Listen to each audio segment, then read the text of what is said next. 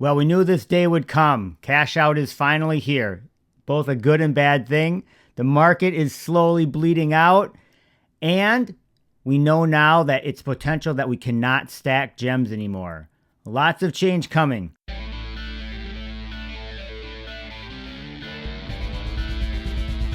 So lots of change coming, but I wanted to highlight first this kind of cool frame that you can get. I'll put it up here. I did post it on my Twitter. Follow me on Twitter at Sleeping Comics. And this is kind of what we're beginning to see. New technologies taking advantage of what NFTs and Veves. And this guy didn't pay me or anything like that, but I just thought I'd show you this. And I do post other things that I find interesting on my Twitter account, so definitely follow me there. But let's just get into this. So kind of a crazy deal. So obviously my last video was 2 weeks ago, and we've had some change. So the KYC process is in full force. We've seen multiple, hundreds of people say that they've been verified now, and we've seen, I don't want to say hundreds, but definitely tens of people that have said they've been able to successfully pull out money. It seems to be that they mostly are pulling it out into their crypto wallets, but either way, they're able to, transfer their gems into crypto or fiat, and we've been waiting for this moment. Another couple interesting things that we've heard through an AMA.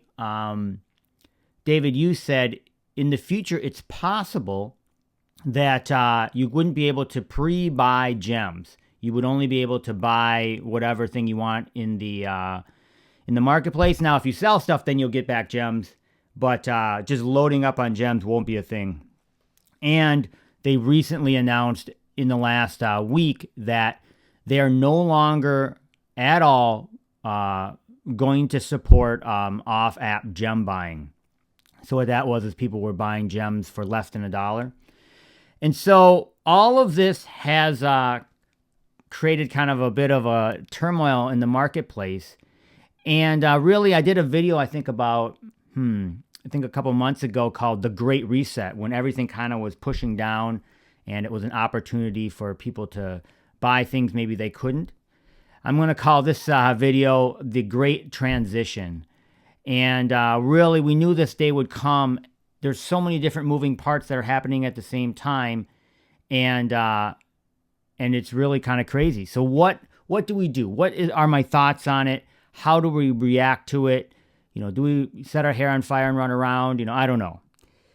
But I've definitely given it some thought, and so this is what I'm doing. First of all, I don't think the fundamentals of this particular project have changed at all, which I've said many times on this channel, this is an interesting speculative opportunity in a completely bleeding edge technology.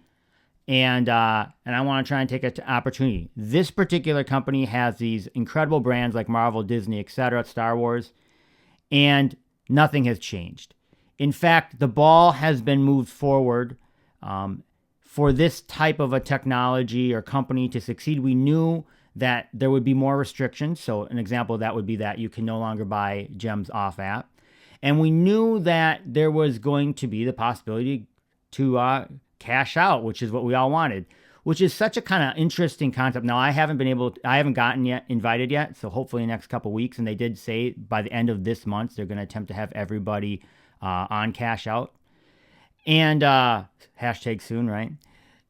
So, but it is interesting because before, like I have a secret rare Spider-Man, and when it was, up near 100K gems, you could sell it, get the 100K gems, and this is kind of funny money, right? If it would have sold that high, probably wouldn't have sold it high, but whatever, that was what the floor was. But now, what's crazy is that if I would have been able to sell that, I would have been able to cash out the gems into, fiat and take home 100K, which is, quite a bit of money. So from that perspective, in a weird way, it feels more real, but obviously it's having, massive repercussions on the marketplace. It is dipping. Now, I don't think it's crashing, but it's definitely what I call kind of like bleeding out. Every day it's kind of slowly going down, down, down. And a lot of the collectibles or markers that I look at, like for example, Todd, you can see it slowly going down, down, down. And it's actually, today it was under 2K and has been under 2K for months and months and months. So is that scary? Is that expected? For me, it probably was expected, But I really, once again, going back to my thoughts on it, it's on the project from a longer term perspective. I do think that it's a buying opportunity. So let's talk a little bit more about that and what my thoughts are. So you saw about 2 months ago, maybe a month ago, I sold a bunch of grails, and I did that mainly because I wanted to get more liquid and buy other things, take some more chances. I didn't obviously cash out. I can't cash out, but was just interested in trying some other things in the marketplace, and that paid off. I bought a bunch of secret rare Marvel Now 0.1s, then I bought a bunch of commons, and it just brought me back to kind of some of the basics that I use when I'm approaching collectibles, comics, etc. And that is, it's essential, the concept that everybody does in investment, and that is, buy low, sell high. And I remember a friend of mine saying this to me when I was getting into comics because I was excited. I was buying the comics at the comic book store for $5, which is retail. And he told me, you need to buy low. Wait, no, even lower. And I said, what do you mean by that? And he said that you think you're buying low at $5, but if you buy these and pre-order them through a distributor, you can actually get them for 35% less. So it's like $2.65 or something like that. And so I started doing that. I've talked a little bit about that.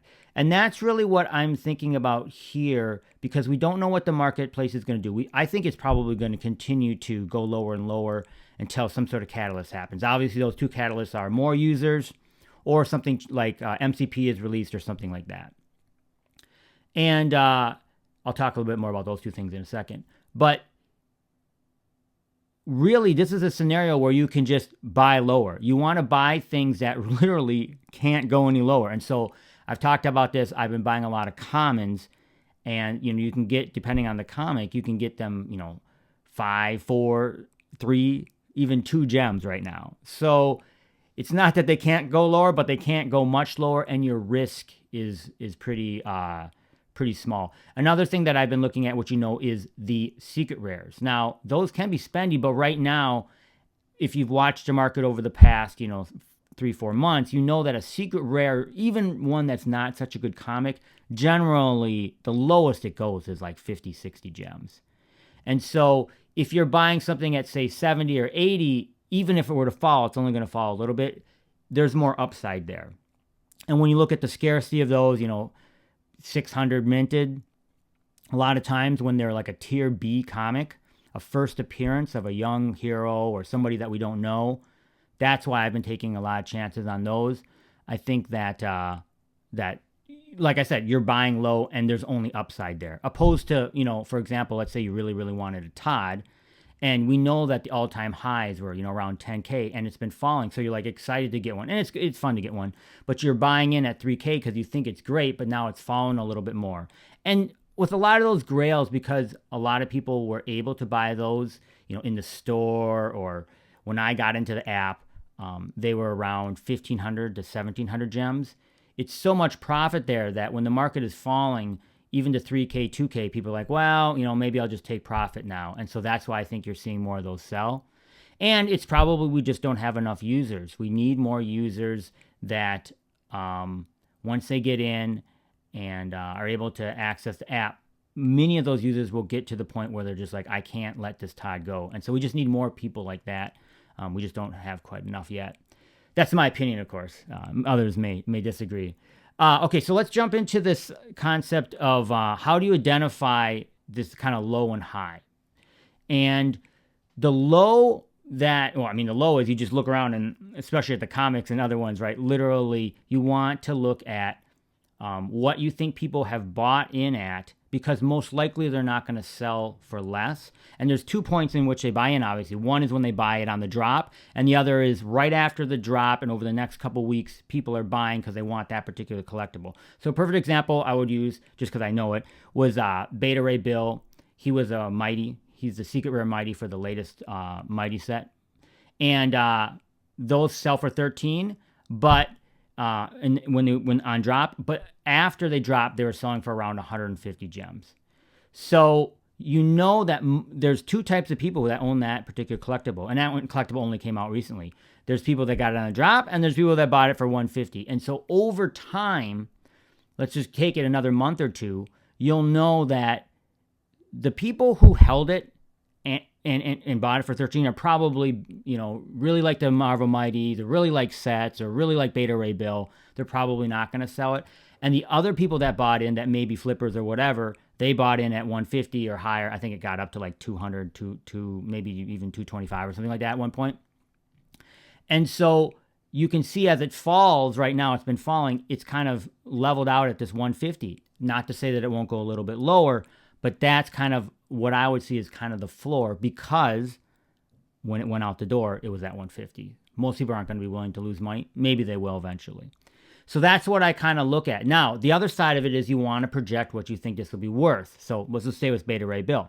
So when you look at the other secret rare that actually has more mints, it would be Spider-Man 2099.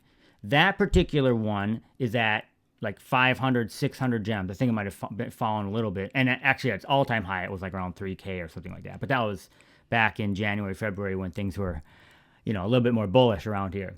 But then if you look at that, because Beta Ray Bill has less mints than Spider-Man 2099, obviously that's Spider-Man, and we know that anything Spider-Man has a little bit more of a premium on it.